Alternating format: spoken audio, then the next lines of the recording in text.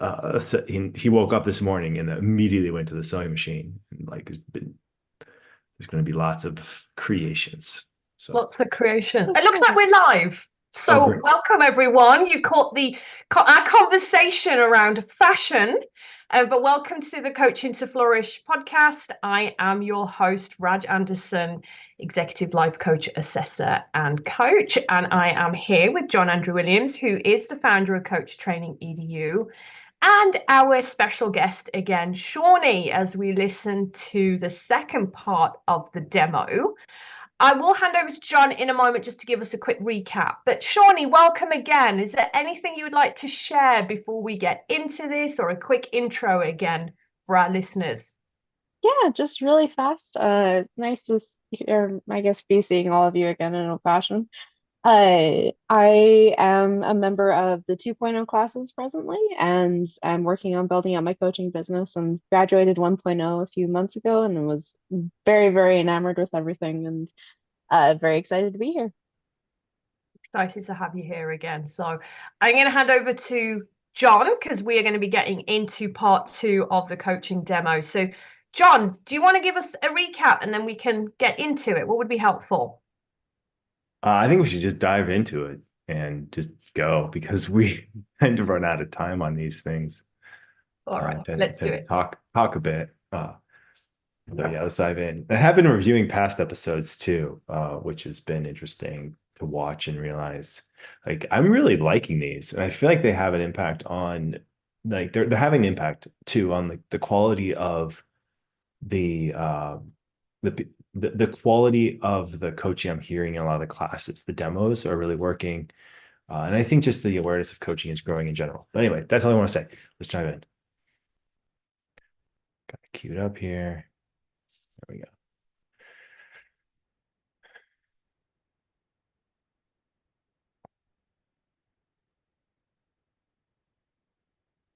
Okay, here we go. So we have about 20 minutes, Right. about 18 minutes left. Let's see what I go up with. So it seems, I mean, even if you're able to process this and say this all out loud, I mean, it seems like in some ways you're already there. What's holding you back from completely embracing your growth? I like these kind of questions. This question, I think, comes from I did a leadership program once with Laura Whitworth, one of the founders of the ICF, and one of her big things was jet lag, where people who are involved in self-growth or training programs or leadership programs tend to grow in different areas without being aware of growth, which happens, and then all of a sudden you're like different perspectives have moved beyond the present circumstances, and so I think a lot of times when people feel like they're in it, uh they're beyond it. It's like, okay, so why are we stuck here? Like what's really truly going on? So this is where this question is coming from. Because it feels like, no, Shine, like you already have like all the self-confidence. Are you kidding? Like you show up brilliantly. Like what's really holding you back now? You know what I'm saying? Like that's where this is. That's the background, I guess, to this kind of question. All right, let's see what happens. I think it's just like the easy answer is that it's a little bit scary. I think the harder answer is I don't quite know what I look like um without some of that.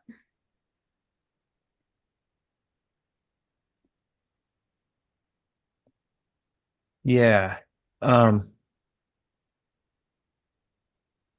Okay. So like what happens if you just stay like what happens if you just stay right here? Like don't change at all, just keep status quo. What happens? Stay a stress ball for the rest of my life and probably have a lot of regrets every single point. Like I don't want to stay here is the thing. Like I do want to go forward and like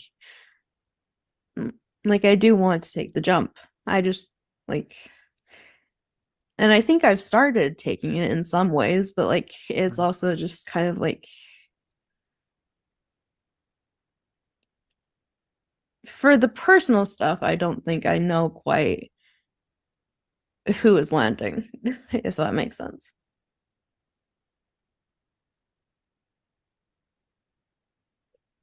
For the part you don't know who is landing? Was that? Yeah, like I'm landing as me, yeah, but like also there's elements of myself that like I don't know quite as much. Like who exactly is Ashani that like is just like, yeah, I have good things and I am actually an intelligent and creative and clever person who can go through and do all this stuff. Like I don't quite know how like I think it's learning how to live with that Okay. that is a little bit confusing. Gotcha.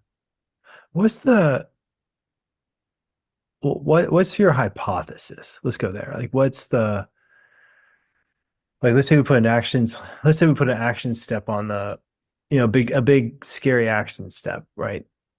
What's your Mhm. hypothesis on how you will handle it? And what are you most curious about? I think my hypothesis is that if like hmm,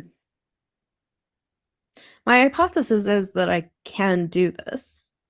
Right. Like I've done challenging things before. I know how to push myself like to accomplish those challenging things. Like it's not an impossibility.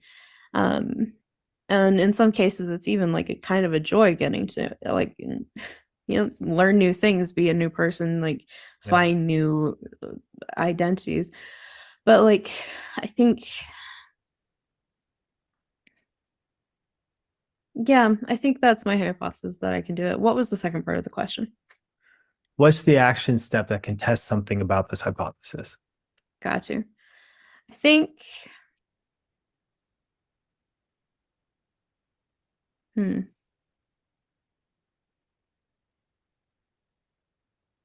I think the action step is mainly putting it into like solidly just into practice. Like not just like my personal stuff, but also like for the coaching stuff, I know there's like things that I can do. And like, I mean, one of the things that I'm kind of running into is that for ideal client interviews, I'm still trying to figure out who I'm supposed to be interviewing. And so maybe I just like test out like, 3 different areas and see which one resonates the most or something like that.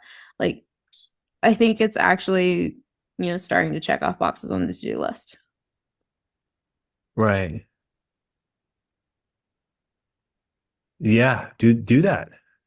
Yeah, that's exactly what I'm thinking. Yes. Like finally, yes. And this feels like a mixture of that learn, be, do, right? Where it's a doing question, but it's a doing question that's tinged heavily with being. Like, okay, like this is your being self. This is your brilliant self. How does your brilliant self show up doing something? And let's do something tangible rather than just theoretical. Like, I think I'm there. Like, no. What are the action steps and how do you want to be in those action steps? Um, I wasn't too thrilled though. I like this part. I wasn't too thrilled with the first part where you say, oh, these are the things I'm leading into. And then I just keep going. I don't stop and like sit with that a little bit. I would have liked to have sat with what you just said earlier. I feel like that was a missed opportunity. Think we all have missed opportunities here and there, but I do like where you went with it as well. I think that there was like I remember in the moment of just like, oh, you just have to do it, of there being like kind of a feeling of like release almost. In terms of like it felt like giving myself permission a little bit.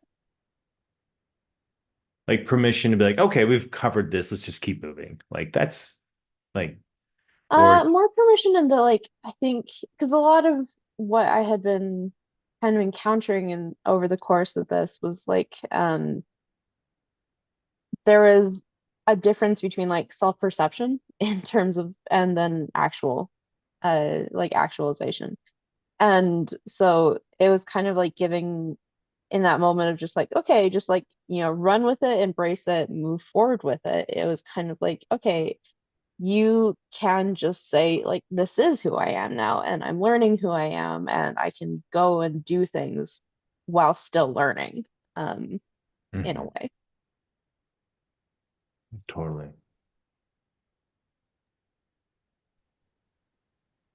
Wow. I mean, what's cool about it is as a coach, I did okay. It wasn't great. It wasn't terrible. It was okay.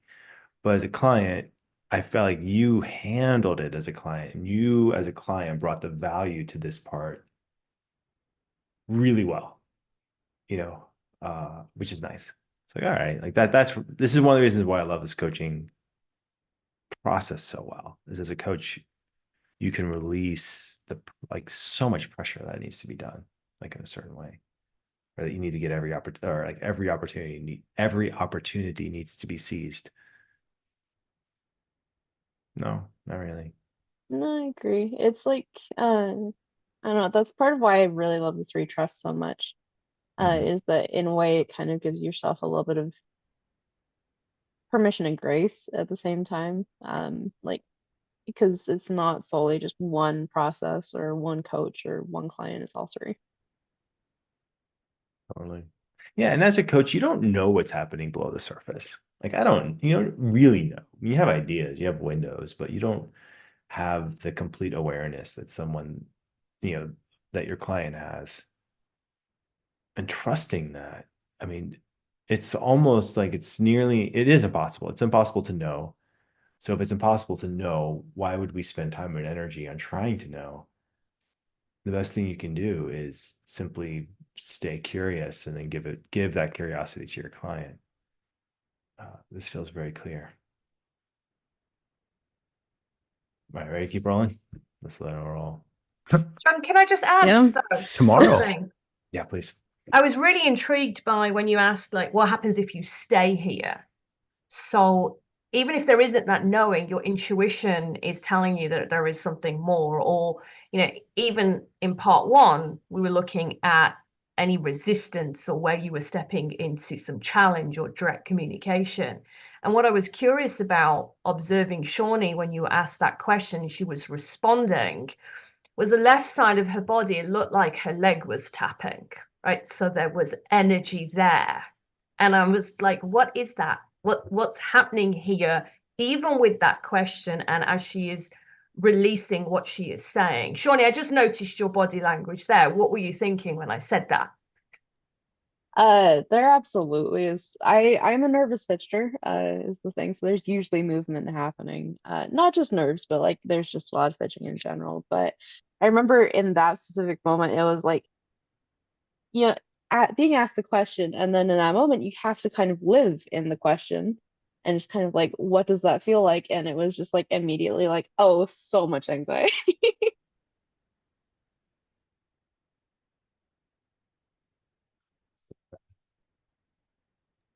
Thank you for sharing. I was just curious about it. I was like, what is happening there in that moment? See, that's the MCC path. Like this coaching missed the MCC. I would not send this into the ICF for MCC.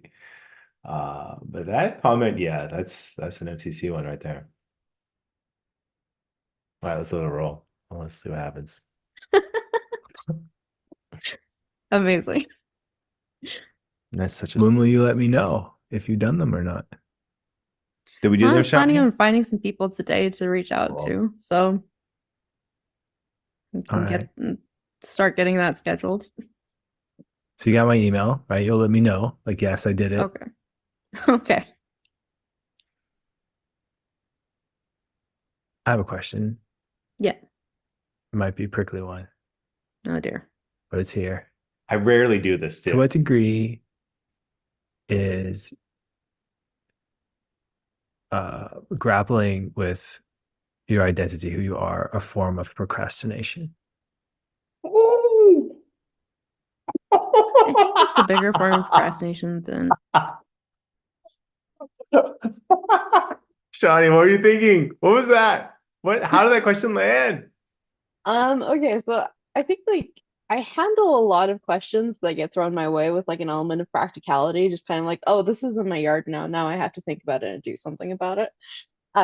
So like immediately you asked that, and I was like, yeah, that tracks. That absolutely makes total sense to me. I think in more of the commentary side of things, you asked that question, and there was a part of my brain that was just like, rude. Okay. Yes, rude.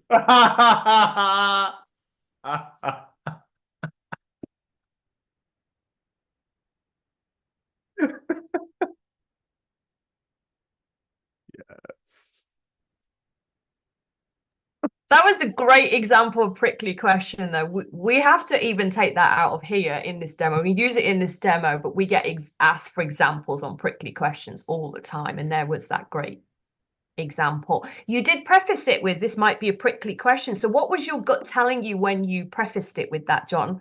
I rarely preface things. I rarely do. You don't. But I feel like I knew it was rude. I knew it was a rude question. I knew it was a question that was not kind and nice. Like, it was not a nice question.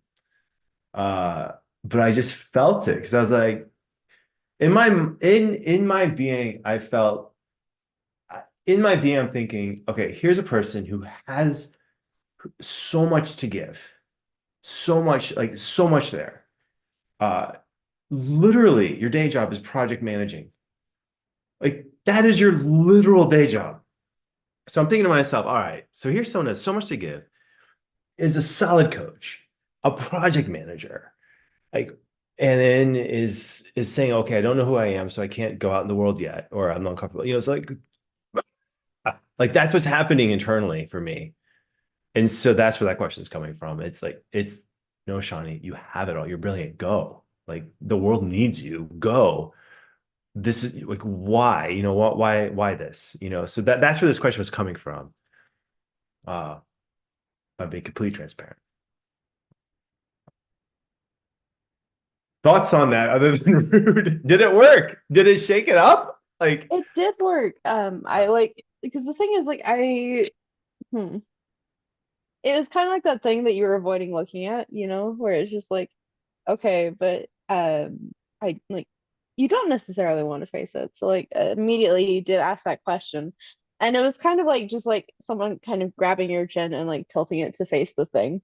Where it's just like, yes. okay, you're looking at it now. And you're Right. just like, fine, I'm looking at it. I know what it is. And it was like there wasn't really any hesitation in the answer because like it was something that I think part of me had already known was there. Mhm. Which is why like it was a prickly question, yes, and it was a rude question, yes, but it was also a very necessary question. And it was very helpful in like getting me to just kind of like be like, okay, no, this is the track. Go do the thing. Um, so it invoked a lot of movement, if that makes sense. Mhm. Totally. Oh, that is fun. Wow. I All love right. that. Evoked a lot of movement, and we've talked about this in podcasts before as well, is asking these type of questions is holding the mirror up, isn't it? It is a form of empathy. It's not like you're being rude for the sake of it. You are asking this question to empower that growth and evoke awareness. So I just loved it. Yeah. I mean, I'm not trying. I mean, it's not like, yeah, the point of it isn't to be rude. The point of it is I am willing to be rude for the sake of larger growth, if To that's be what it takes. entirely clear as well, for the rude comment, that one is more like that kind of like okay, like it's the grudging awareness that this was necessary, and it was never it like it very clearly came across with the sense of like, no, this is being asked because it's going to benefit me and because it's helpful. Like it's a good thing to know. There was no point where I was like, this shouldn't have been asked or anything like that. Like it was just immediately like, yes, this was necessary. Yeah, I think I will take on rude and like I want that. I want that. Don't take that one away. That's for you. Okay. There was oh my goodness. So I did this one demo and I did this thing in a demo that I was quite proud of, and then I showed it to a class like week 1 or 2, and someone got offended and dropped out. And I was like, really? Like, really? Come on. Like, come on. I don't know, really, it shook me a little bit. And I thought, oh my goodness, like, did I go too far in that question? The client was loving me. She gave me, she was like, this is the best, this is rad. But then someone else looked at it and said, no, like, that's not my brand. And then I sat with it for a while and I thought, yeah, I mean, I think that there is a kind of like irreverence, to this process somewhat that you can go towards, and Laura Whitworth, I mean, very much like that was a brand of hers. I'm just going to go right to the heart of it. Boom. Like there we are. I said the thing that no one was willing to say to you for your growth. That's a big deal. That's a big deal. So I think there's a certain kind of, all right, we're going here. And at the same time, and this is an honoring, this is a sacred process. You're walking in places that no one goes to. Like, there's nowhere else in your life that you would go here without judgment.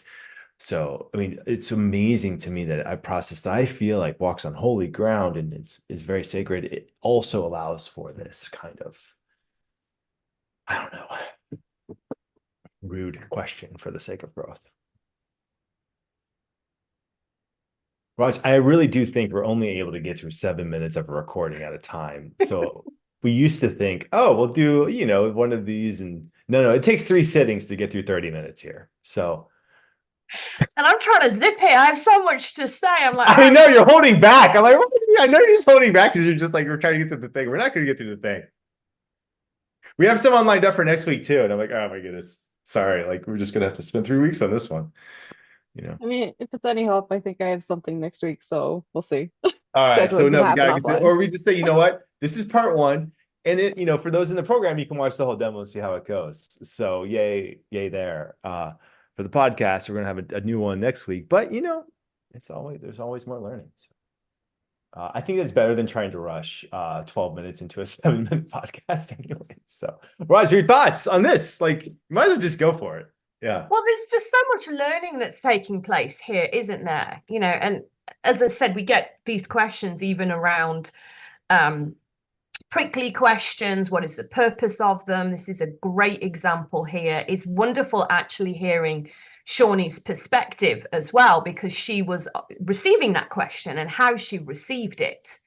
So I think, and you've been demonstrating in part 1 and even here in part 2, how to use these different kinds of tools, right? So we've got the direct communication. I'm also hearing you champion, right? So the question that you asked around taking action, I don't see that as a doing question. I hear you bringing in challenge and even the championing tool, because there is that empowerment around growth and that intuition that you can feel. Because Shawnee said very clearly herself, when you asked the question, is what happens if you stay here, right? We saw her body language and she was like, in no uncertain terms, do I want to stay here? And that kind of brought you into that place of even the championing and the direct prickly question as well. What would you add to that, Shawnee? I think I do really appreciate you kind of calling out like it really was like a very visceral and immediate response of like, I don't want to stay here. Like I refuse to stay here. It was just like, and I remember at that moment even just kind of being like, I just want to know where I'm going. Like, and who I'm arriving as. Like, you've reached your final destination. I mean, there's not really a final destination, but you've reached your temporary final destination. And who is the person that's stepping out of the car? Like that's kind of like what I remember grappling with in there is just like this idea of like identity meeting with action items and like really combining into like a sense of like doing and being questions and like at the time a very confusing harmony, but a very lovely place to kind of linger in and question. I like that. A temporary final destination. Like, this is your temporary final destination. Enjoy that for a bit. And then you will have a new final destination coming up.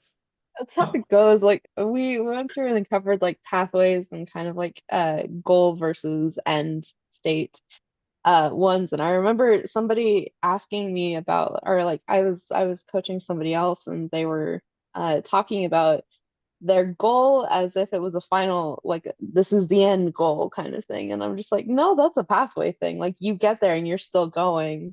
Like, and that changed the entire perception of the conversation. Because like the thing is that like I think if you do view end goals, even when they're actually like journey goals, it changes the course of the conversation quite a bit.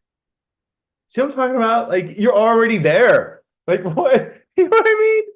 She's already there. What are we doing? Oh my goodness. Shawnee, I'm curious because you know, we've been honored to have you last week and this week. And you're listening to yourself being coached. Yet, how is this also supporting you in your own coaching skills, being part of this? Yeah, so I think one of the things that is beneficial to see this is one, I do get to see myself from a client space. I understand like more about when a client is giving me grace and kind of like allowing to see kind of into that perspective as well. But I think something that I really do appreciate actually from more of a coaching standpoint is that there's been points where I've been watching John and I've been like, oh yeah, I would do that there. Like, oh, I've done that before. Oh, this connects to this, and I see what he's doing there, and you kind of like get the strategy in play, which is really, really beneficial because I think it's especially when we're in the process of learning coaching, um, it's so easy to kind of to get jet lag, like you had mentioned earlier, and just kind of be like, oh, but I'm still like a novice coach. And you're just like not really acknowledging the like, yeah, you're learning, but you're gonna stay learning. Like that is also another path, like journey goal that just doesn't end. And so in that regard, I think if I had ever hit a point in my coaching journey where I'm just like, no, I am fully fledged coach, I have nothing more to learn, I am failing at my job. And so I think that changes the conversation and perspective in my head around where I am in my coaching as a person. Yeah, I think that's right on. Laura would talk a lot about the word aspire. It's one of the words she just like riffed on repeatedly. This idea of continuing to aspire to become even better, even as a master coach or even as what you fill in the blank. She said aspire keeps you safe. So that was an interesting idea. Like, what do you mean keep you safe? It's this idea. I think what she was speaking to is this idea of it keeps you moving. It keeps Yeah. you constantly, you know, It's interesting, reiterating. safe being the word there. I would almost say like aspire keeps you growing, keeps you challenged more than like keeps you safe. Maybe like safe from complacency or something like that. From a fixed mindset, Yeah. from having to defend, like, no, my coaching was good. Like, I mean, that this is like like no, like, give me the feedback. Like, was it good or not good? Because you don't really get a chance to ask. I mean, this is an unusual situation too, where you get a chance to talk to the client that you coached and watch the video and say, is it good or not good? What was good and not good about it? That kind of stuff. Yeah. Yeah. I've And I was I've just, gone through a couple times and I've tried to find my old recordings of myself, like the recordings I actually gave the first time to the ICF. I can't find them, but that would be awesome. that'd be fun. Yeah, Sharon, you're going to Well, jump for a second. yeah. So I was just listening to you both, and maybe that's a question for people that are listening. Like, what does Aspire give you, right? So, John, you were talking about what Laura Whitworth said about Aspire might give you feeling safe, or Shawnee's saying Aspire gives you the growth. I was thinking for me, Aspire keeps me humble. Mm. It allows me to stay in this space of that MCC is a temporary final destination, right? Right. There is Keeping more it. growth. Oh, All I think aspire in that way is also like it's humility, it's learning, it's growing, but it's also like I think it's honestly a joy, it's a privilege as well. Getting to go through and look at the world and say like, no, there's so much more that this world has to offer, and so much more for me to learn and discover and like go and do. And like if you, I this is something that I have thought about many times in the past as well. Not necessarily in context of aspiring, but more in context of curiosity. Is like curiosity is so closely interconnected with joy, and actually like they found that it eases anxiety, it eases depression. Like when you are in a happy place, you have room to be curious and you have room to grow. And that's something really, really unique that I think is like a lot of provides a lot of perspective to how I approach the world, is just that no, there's still more to do. Mhm. Yeah, curiosity is. I mean, even the idea of thinking not judging good or bad, but thinking useful, not useful. Like, I mean, it's a subtle shift, but that sometimes subtle shift can make a huge difference. And quickly to the word aspire comes from the Latin word sparare, which means to breathe. So it literally means like, what are you breathing towards? You know, what are you hoping for? Like literally there's a movement aspect to it, like breathing in and also moving towards it at the same time. If you're thinking of the word aspire, sparare. Yeah. Well, I know we're on time. That was beautiful. Thank you for sharing that, John. And I know we talked about aspire, yet I am inspired by both of you. Loads of great sound bites there. Shawnee, thank you for sharing your wisdom. We got all these little clips. And John, I want to acknowledge you because I am inspired by you regularly. You know, your honesty and your vulnerability and your transparency and your willingness to grow and to say, oh, maybe I could have done this differently, or yeah, I want to acknowledge and celebrate in that moment. So I know the listeners find that inspiring. I find it inspiring too. So I'm grateful to you and grateful to you as well, Shawnee. Thank you. Thank you. It's been lovely. This has been, I feel really, I mean, I feel like this is it. You know, I feel like this is this project has been one of my most favorite projects I've ever been involved in. And it can't happen without you, Raj. Really, truly. Like the presence you bring is, I mean, it's the weeks without you, I'm like, oh, okay. Like, all right, cool. And Shawnee, thank you for being here too. Are you kidding me? I'm like, that's a gift. Like we got a prickly question and thank you. Yeah. You get to keep the rude comments for keep the that. rest of your life. Yes. We love those prickly questions. That is a whole podcast on its own, isn't There it? we go. Well, thank you both. I think we're going to close out, aren't we? And we'll see everyone next week. See you next week. Thanks, Raj. Thanks, Bye. everyone.